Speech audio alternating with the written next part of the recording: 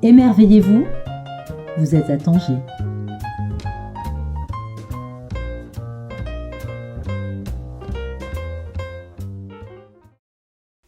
Bonjour à toutes et à tous pour ce 21e épisode de notre podcast Radio Les Insolites. J'ai l'honneur, la fierté et la tendresse, j'utilise un mot un peu hors de son contexte, d'accueillir le philosophe Maxime Rovert. Bonjour Maxime. Bonjour Stéphanie. Je vais parler brièvement de ton parcours. Tu es chercheur en philosophie. Tu as collaboré au laboratoire ERIM de l'École normale supérieure de Lyon. Tu fus enseignant en philosophie à l'université de PUC Rio de Janeiro. Je le prononce probablement très mal. Tu es également intervenu ponctuellement à Princeton University. Tu collabores avec de nombreux journaux, notamment Philomag et le magazine Lire, pour lesquels tu crées des chroniques, des critiques et également de la direction de rédaction. Nous t'invitons aussi parce que tu es traducteur, écrivain, préfacier. Tu as publié une demi-douzaine de livres à ce jour. En 2010, Spinoza, méthode pour exister. En 2011, une biographie de Casanova. En 2012, un roman non fictif, Le clan Spinoza. Et la même année, un traité philosophique autour de la connerie, que faire des cons. En 2020, une réflexion sur l'acte d'apprendre, intitulée L'école de la vie. L'année dernière, donc en 2022, tu as publié un autre essai autour du conflit et de la dispute, se vouloir du bien et se faire du mal. Et également en 2021, une grande traduction de l'éthique de Spinoza, avec un collège d'autres professeurs qui ont collaboré pour des commentaires et des explications. On va commencer assez rapidement dans le vif du sujet, avec quelques questions. Tu as écrit et tu as traduit donc l'éthique de Spinoza. Moi, j'aimerais savoir ce que t'a apporté ce philosophe. On parlera probablement d'autres philosophes, mais pourquoi celui-ci plus particulièrement, que t'a apporté la réflexion, la pensée de Spinoza? En fait, la philosophie de Spinoza se présente sous une forme tellement bizarre qu'elle met l'expérience au défi de ces concepts. Ça veut dire que peut-être que toute philosophie fait cet effet-là, mais personnellement, parce que j'ai rencontré des professeurs qui lisaient, qui commentaient Spinoza, donc André Pessel quand j'étais en classe préparatoire, et puis Bernard Potra à l'École normale supérieure de Paris, et puis ensuite Pierre-François Moreau à l'École normale supérieure de Lyon. Donc ce sont ces trois individus, ces trois personnes, ces trois professeurs en fait qui m'ont mis le pied à l'étrier et qui m'ont fait découvrir en Spinoza une pensée tellement abstraite qu'elle vous arrache à votre propre expérience, mais tellement puissante qu'elle vous jette en retour dans l'expérience totalement transformée. Et c'est l'épreuve de ce dialogue en fait entre l'expérience, celle qu'on n'arrête pas de vivre au quotidien, qui nous rattrape toujours, qui nous submerge d'émotions, et les concepts les plus purs qu'on n'ait jamais forgés en philosophie, qui m'a vraiment transformé, en fait, tout simplement transformé. Donc, je dirais que j'ai vécu l'entrée en philosophie comme cette découverte d'un nouvel univers, qui est en fait celui de l'abstraction, puisque Spinoza, c'est une pensée qui se présente comme très abstraite, et pourtant cette émotion à la fois esthétique et je sais pas, profondément humaine, qu'on ressent quand non seulement on comprend avec la tête, mais que ce qu'on comprend avec la tête transforme ce qu'on ressent avec le cœur. C'est ça Spinoza. Tu as démarré en parlant de tes professeurs. Je pense ou j'imagine que dans tout parcours d'écriture, on a des maîtres à écrire ou à penser ou à inspirer. Hormis Spinoza, qui sont tes autres philosophes de prédilection, si tu en as quelques autres? Et aussi, est-ce que tu as d'autres lectures qui viennent nourrir ta réflexion philosophique? Est-ce que tu aimes lire de la poésie? Est-ce que tu lis du roman? Est-ce que tu regardes des films? Enfin voilà, est-ce que d'autres modes d'expression te permettent d'élaborer ta propre réflexion philosophique au quotidien et dans ton travail d'écriture? Ah oui, beaucoup. Alors la difficulté d'une question comme ça, c'est d'y répondre en faisant des choix un peu arbitraires. Là, ce sont ceux qui vont me venir à l'esprit tout de suite. Mais il y a une évidence, puisque je suis déjà en train de travailler à une retraduction de son chef-d'œuvre, c'est Sénèque. Voilà, je suis en train de retraduire les lettres à Lucilius. Ça sortira à une date indéfinie, parce que c'est très long. Mais c'est très beau de traduire Sénèque, parce que j'ai l'impression d'être assis, de redevenir un peu enfant et d'être assis sur les genoux de mon maître. Donc être dans cette posture-là, qui est une posture d'humilité et aussi de grande écoute, c'est-à-dire écouter quelqu'un qui vous donne des conseils, qui ne sont pas des conseils comme ça improvisés, qui sont des conseils de philosophe, c'est-à-dire que encore une fois, il s'agit d'aborder la vie à partir d'une intellectualisation qui n'est pas le fin mot de la philosophie, puisque l'éthique a pour but de transformer votre manière de sentir et de vivre.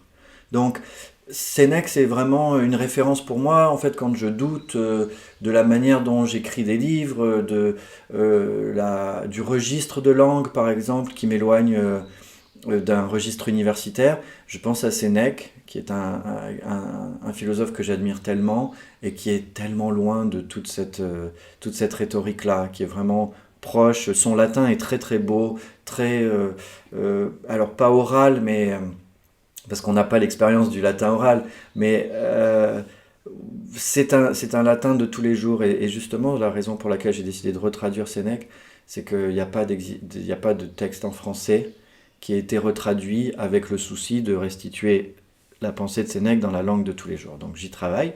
Après, bien sûr, je pense que la philosophie, elle se nourrit de toutes les autres formes d'expression. C'est absolument fondamental. Quand on est étudiant en philosophie, c'est absolument crucial de s'ouvrir à toutes les formes de littérature disponibles, à des expériences musicales aussi diverses que, je sais pas, de la musique baroque, parce que pas connaître Monteverdi et faire de la philosophie, ça me semble un problème, mais ne pas connaître, je sais pas, le jazz éthiopien, ça me semble aussi un problème, parce que ce sont des choses qui sont tellement importantes. Ne pas savoir ce que c'est qu'une kora, ça me semble un vrai problème, parce que toutes ces choses-là, en fait, nourrissent. Alors je dis problème en le prenant à l'envers, parce que en réalité, ce sont des sources d'inspiration qui vous montrent ce qu'est l'humain. Voilà. Et ce qu'est peut-être comment l'humain se traverse lui-même pour toucher à d'autres choses, qu'on ne peut pas vraiment expliquer, mais qu'on entend quand on entend quelqu'un qui joue de la kora, quand on entend le final du mariage de Popée, de Monteverdi. Et puis il y a aussi Andrei Tarkovsky, qui est vraiment qui a fait du cinéma autre chose que une histoire qu'on vous raconte, qui a fait du cinéma une sorte de prière laïque, d'un hommage à ce que c'est que l'existence, etc. Et Tarkovsky c'est un de ceux avec lesquels je me sens en dialogue ou à qui je pense le plus. Voilà. Il y a des gens qui m'ont manqué. À une époque, je me souviens, je me disais John Cassavetes me manque. Ça m'ennuie qu'il soit mort. Maintenant, c'est plus Tarkovsky. Je revois ses films régulièrement. Il n'en a pas fait beaucoup. Je crois qu'il y en a 6 en tout, ou 7. Mais c'est toujours... le propos est d'une telle profondeur qu'en fait, on pourrait les regarder sans fin, quoi. Indéfiniment. Ouais. Un peu comme une pièce de poésie qu'on relit et qu'on essaye d'assimiler. Ouais. Alors là, on parle du parcours de quelqu'un qui a été amené à aimer la philosophie. Mais là, c'est la libraire qui va parler. Pour beaucoup de personnes, la philosophie reste un domaine qui semble réservé à quelques initiés. Et le grand public, souvent, a une réaction assez épidermique avec les ouvrages de philosophie. Alors j'entends de manière assez différente, moi je comprends rien à la philosophie, ça n'a pas vraiment de débouché professionnel, à part ceux qu'on peut connaître qui sont assez peu nombreux, ça n'est pas forcément très rémunérateur. Beaucoup de gens me répondent aussi qu'en réalité ils ont un peu du mal parce que considérations qu'ils retrouvent dans les ouvrages de philosophie ne semblent pas les toucher. Tu aurais envie de leur dire quoi? Moi, j'ai ma réponse avec ces personnes-là, mais toi, tu aimerais leur dire quoi à ces personnes qui te diraient, par exemple, moi, la philosophie, ça ne me concerne pas. Alors, par exemple, pour moi, ça concerne chacun d'entre nous, puisque chacun d'entre nous tente de se constituer en tant qu'individu. Mais est-ce que c'est vraiment le cas? Est-ce qu'il y a d'autres réponses à donner? Oui, en fait, je pense que la première réponse, ce serait une question que je retournerais à la personne qui se sent un peu rejetée. En fait, je lui ferais la même question qu'on me faisait quand je disais que j'étais plus jeune et que je disais que j'aimais pas la musique électronique. Et on me répondait, qu'est-ce que tu as écouté? Donc si quelqu'un me disait, ah, la philosophie, c'est pas pour moi, je lui dirais, qu'est-ce que tu as lu? Et qu'est-ce que tu attends d'un livre? Et à partir de là, à tous les coups, on finirait par trouver quelque chose qui serait de la philosophie et qui conviendrait à ses attentes. Que ce soit une grande lectrice ou un petit lecteur, que ce soit une personne qui lit 2 livres par semaine ou un livre par an, on trouverait une approche définie comme philosophique qui correspondrait à ses attentes.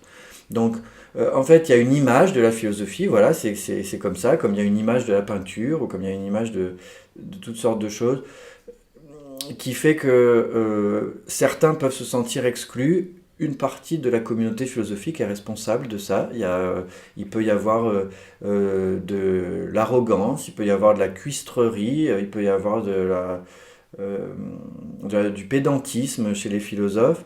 Je pense que chacun sait que nous sommes tous un petit peu philosophes parce que nous avons tous une expérience humaine, nous essayons tous de la comprendre.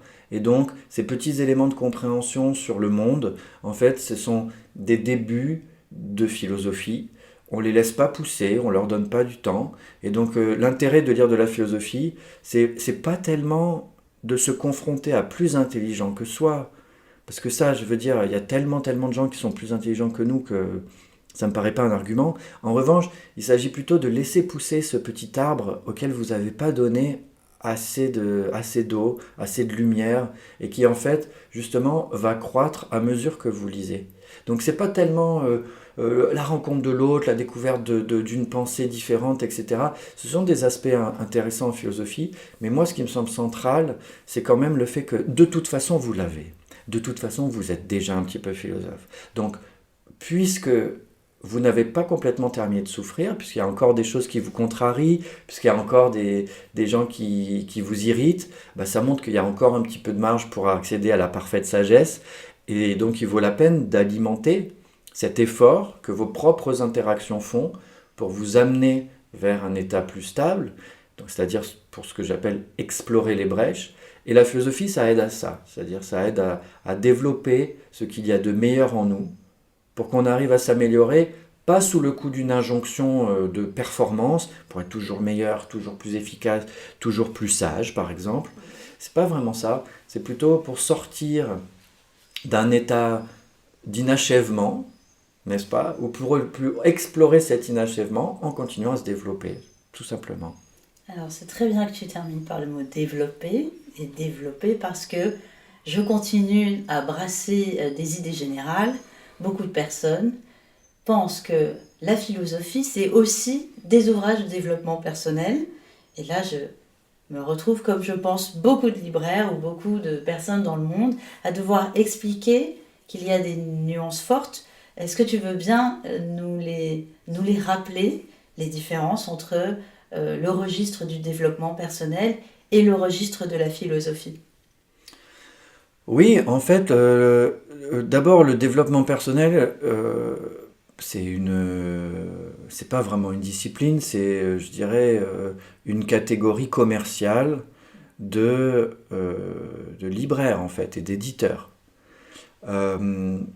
qui s'est développée du fait d'une demande sociale, c'est-à-dire que comme on ne se sent pas à l'aise dans une société comme la nôtre, enfin en particulier dans le capitalisme, il y a un malaise. Et comme le capitalisme sait exploiter tout ce qui le déborde, en fait, le développement personnel est une réponse de produit, c'est-à-dire c'est une marchandise qui est proposé à ceux qui ne se sentent pas à l'aise. Donc si vous avez un malaise dans votre couple, si vous n'êtes pas à l'aise avec votre conjoint, ou avec votre fille, ou avec votre fils, ou avec votre mère, ou avec voilà, le développement personnel est un discours qui va vous proposer des outils pour aller mieux. C'est-à-dire qu'on vous vend, on vous vend deux choses en fait. On vous vend l'idée que vous pouvez vous-même vous considérer comme une petite entreprise, d'accord ? Donc, et plus qu'une entreprise en fait comme une marchandise, c'est-à-dire qu'il faut que vous soyez attractif pour les autres, que vous soyez performant, et donc il va falloir par exemple gérer ses émotions, et donc pour ça on va vous donner des trucs qui seront des exercices pratiques qu'en fait en général de toute façon même les lecteurs de développement personnel ne mettent pas vraiment en pratique, voilà. Donc là ça désactive en plus ce que le développement personnel pourrait avoir à apporter. La philosophie va tâcher, en tout cas l'éthique, la partie de la philosophie qu'on appelle éthique, se trouve sur le même terrain de l'insatisfaction ressentie. C'est-à-dire, je comprends je respecte en fait que vous soyez insatisfait ou insatisfaite de la société dans laquelle vous vivez. En revanche, peut-être que l'approche uniquement fondée sur le fait de se changer soi-même tout seul ou toute seule dans son coin en lisant un livre, ça c'est peut-être pas la bonne. Or, ce qu'on fait en philosophie, c'est que même si on écrit des livres, ces livres ils sont faits pour vous réouvrir, c'est-à-dire pour faire que le soi auquel on se réfère en se disant « mais moi je voudrais aller mieux », d'accord, vous, moi, mais en fait, dans le moi se trouvent déjà tous les autres. Dans le moi se trouve déjà toute la société. Dans le moi se trouvent déjà tous les enjeux écologiques. Donc, ce que va faire la philosophie, c'est une autre proposition. C'est pas vous donner des outils au quotidien pour que ça aille mieux, quoi dire, quoi faire, vous entraîner le matin, etc., à faire ceci ou cela. C'est une autre expérience, qui est une expérience abstraite, c'est-à-dire une expérience d'abord de lecture. Vous allez lire un livre. En lisant ce livre, dans ce livre, vous allez trouver des concepts, c'est-à-dire des choses qui sont un tout petit peu éloignées de l'expérience, qui vont parler, qui vont résonner avec votre expérience, mais qui ne vont pas rentrer dans le détail.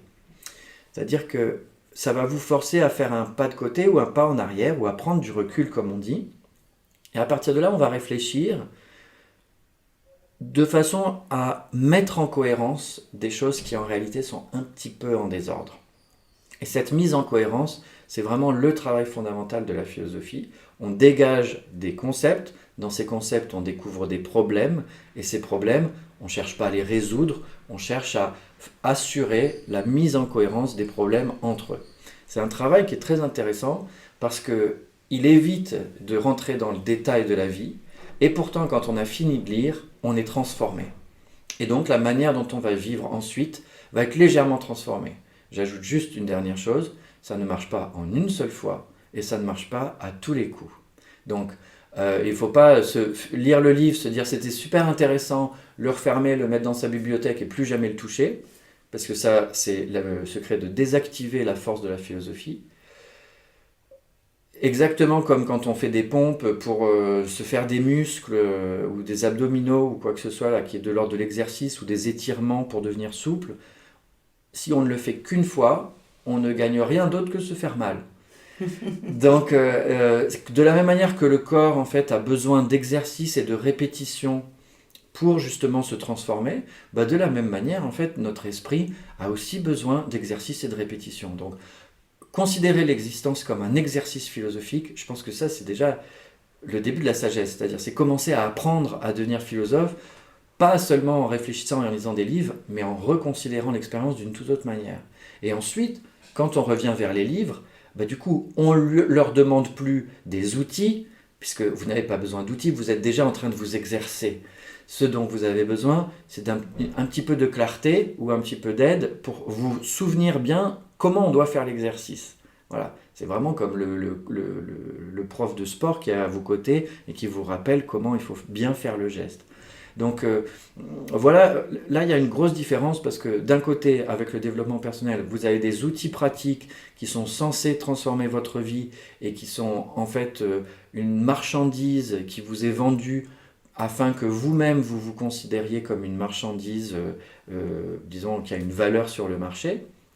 Et la philosophie, elle, qui n'est pas du tout faite pour vous rendre performant, mais plutôt pour mettre en cohérence votre manière de vivre, enfin les différents niveaux de votre manière de vivre, et puis à vous, justement, de faire le travail qui va rendre cette philosophie pratique.